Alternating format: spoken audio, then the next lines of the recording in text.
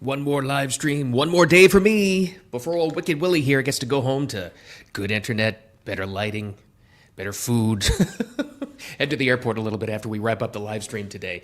Grabbing my daughter home. You've been following along. And thanks so much for the nice comments. I appreciate that so much. Successful surgery, going back home to FLA, and all is good. Thanks so much for being here, too. Hey, thanks for finding the live stream. Wicked Radio, all part of Wicked Wisdom with Bill Adams. Do me a favor. Go to that page right there, Wicked Wisdom with me, on Facebook. Follow along. We're going to turn that into a community. And then follow on YouTube as well as X right here. Subscribe, all that good stuff. And the audio podcast, the downloads. Thanks so much for that. All that good stuff. So thanks for being here. Can't wait to get home, though. That's going to be awesome. It's been a long week. Thanks for hanging out with me, especially throughout the bad internet service and random conference rooms throughout New York City. But hey, we got it done. I love doing this. So it's like it inspires me. You know what? Even if by usually 8:30 in the morning, at least I've gotten something done, depending on the rest of how my day goes. I've had a chance to hang out with you guys, and it's grown and grown, so appreciate it so much. A lot to talk about today. We've got some breaking news on the live stream. Apparently, Trump couldn't wait to release what this is all about. Big trade deal. Remember, he was saying for 3 straight days, big announcement coming. It's coming out Thursday. You're going to love it. It's good for everybody. Blah, blah, blah, blah. Well, now we know what it is. It's a big trade deal, so we'll talk about that as well. Bigger news than that, though. Well, the announcement, sorry, I lost the bet on that one. He's not running for Pope. No. There's not going to be orange smoke coming out of the Vatican, and we don't have a new Pope yet, but, that was just for fun and games. Bigger than that. This is why I called the title of this thing today on the live stream, Dare to be Healthy, because now you got the backing to be able to do it. How rare is it for any kind of an administration nominee to make you go, and a lot of people had this reaction, it wasn't just me, make you look at your phone when the news broke and you went, whoa, really? The Surgeon General nominee is first of all going to be so contentious. They're going to attack her. It's already started. They're going to attack her left and right. But what she stands for, the MAHA people, Make America Healthy Again, they're jumping up and down like nobody thought that this was even possible. This is, you want to talk about a disruptor. This is going to be, in the long term, so good for everybody. We'll talk about this as well. And the worst, I'm calling it the worst customer service experience of all time. What this guy confronting two, I'll call them customer service agents, but they're really less than that, at Frontier Airlines. The guy was, I'm sure you've seen the video. It has over 5 million hits, and that's a key part of the story here, is recorded what he was going through, because they were recording and mocking him. He was trying to get from Raleigh to Boston on Frontier Airlines, and they wouldn't let him. It's unbelievable. We'll get to that as well. But first and foremost, let's get to the big news, breaking news. We got to go to Truth Social for this one. Let's go to Trump in his own words, and just a little while ago, he broke it, and you were right. If you guessed that the big announcement was a trade deal, you win. Started off by saying the agreement with the United Kingdom. Oh, we're allies with England again. It was shaky there for a while. The agreement with the United Kingdom, full and comprehensive one. It'll cement the relationship between us because of our long-time history and allegiance together. It's a great honor to have the UK as our first announcement. It's interesting he said that. Many other deals, which are in serious stages of negotiation, will follow. Should be a very big, exciting day. The golden age of America is coming. Now, I'm no international economist. Maybe you are. I don't know. But I remember way back in 1993 in college for my international studies and macroeconomic classes that I barely passed. Even my little pea brain remembers one thing, exactly what he said right there. Trade deals fall like dominoes. So this one will be first. It's like the first toe in the water, right? The first person in the pool. I think that actually is going to happen. It's just been one of those things I've understood my whole life. Trade deals copy one another. They just want, all the other big countries want to see who's first. China may be next. That's probably going to take a while. But this is a big deal. Yeah, UK's a big economy. This is a big deal. How does it relate to everybody else? Even if you're not a Trump supporter, I'd keep an eye on the stock market today, because all Wall Street wants to know is what's going on and who are we working with. They don't care what the decision is. They just want to know so they know how to hedge their bets. So it's probably going to be good for all of our 401ks, that's for sure. All right, so we'll see what the big deal is about that.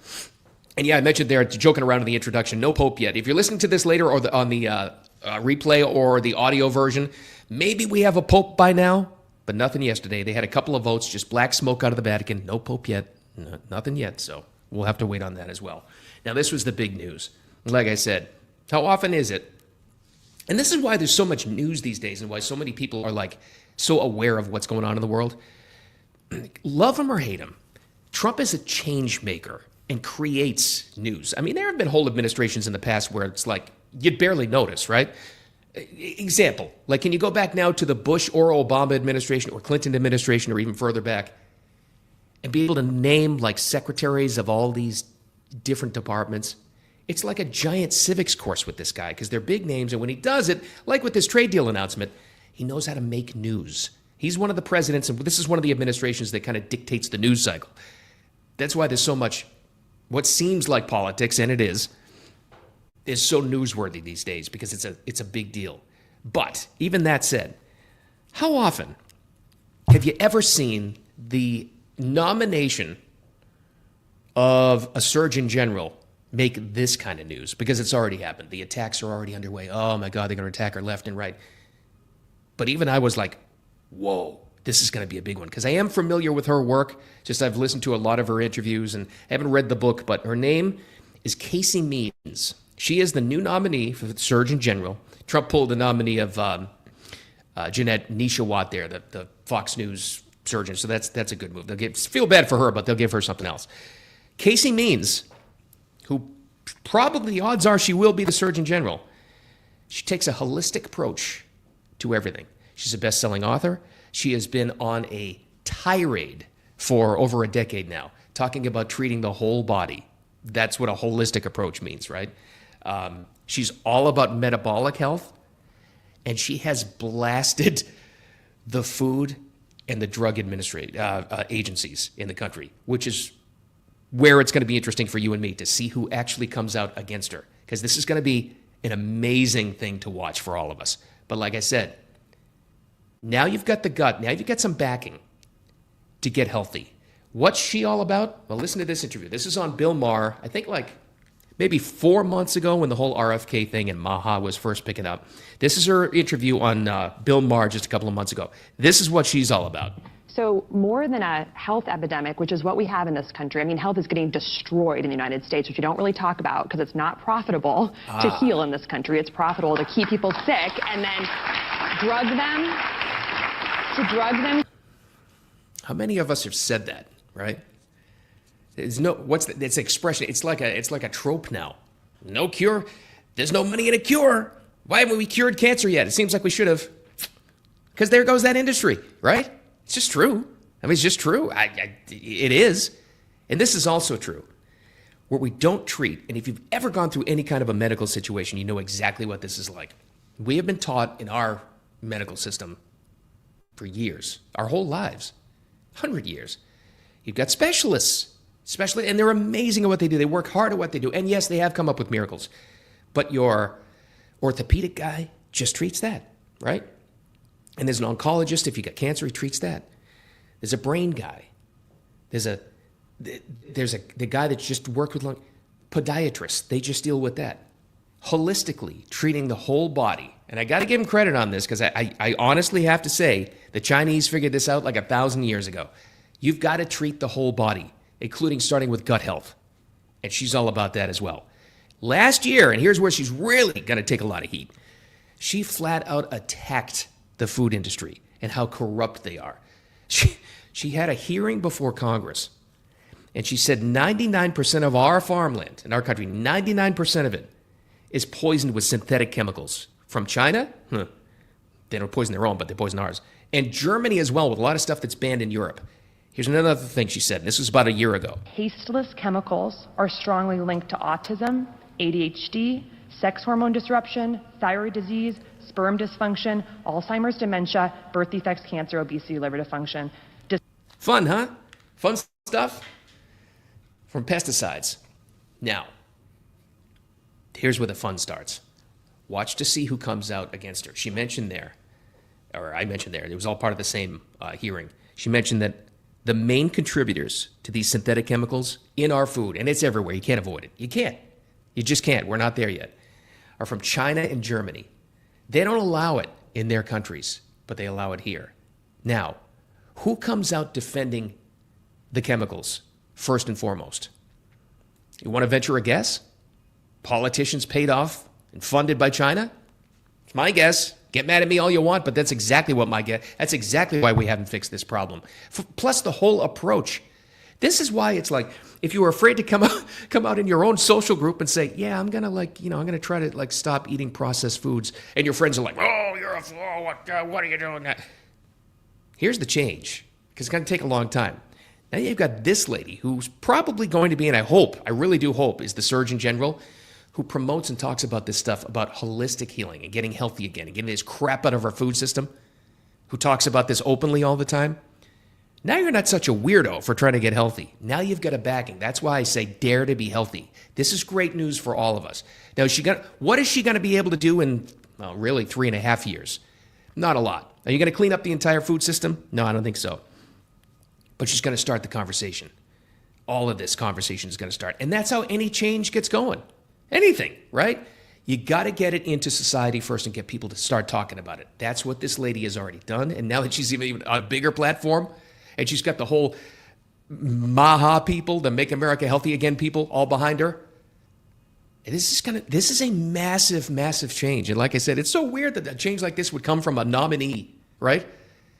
But watch out for the people that are railing against her, because it started already. Oh, she's one of those RFK kooks. She's a witch doctor. Every name of the book is going to be thrown at her. But she's got to get the conversation going about cleaning up our food supply. Look at all of the problems that causes. We are sick. We're a sick nation. We're poisoning our kids, for God's sakes. It's going to take generations to clean this up. It just is. But that's a fire starter. She's going to start the conversation to get it going. I'm psyched about that. I'm ready for it. I'm ready for the fight. I'm ready. Come on, bring it. Let's get healthy. All right, now this. This to me is the wildest, worst customer service story I've ever seen or heard in my life. And they're out there. This one happened to be recorded, which is a big part of the story. So this guy, earlier in the week, not all the details, just give you the nuts and bolts of what's going on with this. This guy was trying to get on a Frontier Airlines flight. I've flown Frontier.